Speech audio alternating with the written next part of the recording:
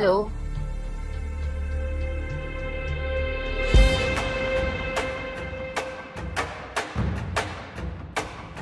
Ano nga ba yung madalas nilang sabihin? Ano nangyari sa Hazel? Gusto ko lang malaman kung kailan kayo huli nagkausap ni Hazel.